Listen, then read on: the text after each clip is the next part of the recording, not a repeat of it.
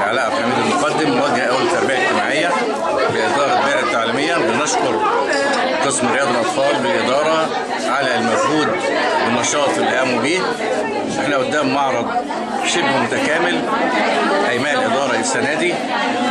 نتمنى ان شاء الله ان السنه الجايه يكون في اهتمام اكتر، يكون في اهتمام بمرحله رياض الاطفال. احنا عارفين ان مرحله رياض الاطفال تم وضعها ضمن الخطه الاستراتيجيه للتعليم 2007-2012.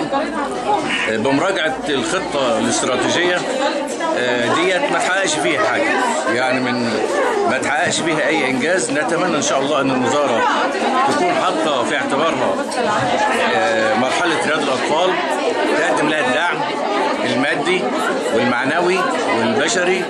نتمنى ان يكون في التخطيط الاستراتيجي للمرحله ديت مميز، بيكون قايم على المرحله السنيه، مشاكلها، احتياجاتها، ازاي نقابل الاحتياجات ديت، ازاي نعالج المشكلات ديت.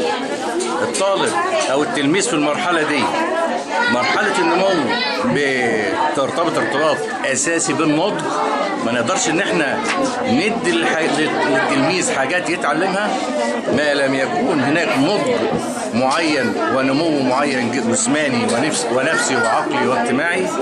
بنتمنى من المسؤولين ان هم يراعوا مرحله رياض الاطفال، ويكون الاهداف والخطه والبرنامج الزمني معتمده اساسا على احتياجاتهم زي ما قلنا، مشكلاتهم وازاي نقابلها.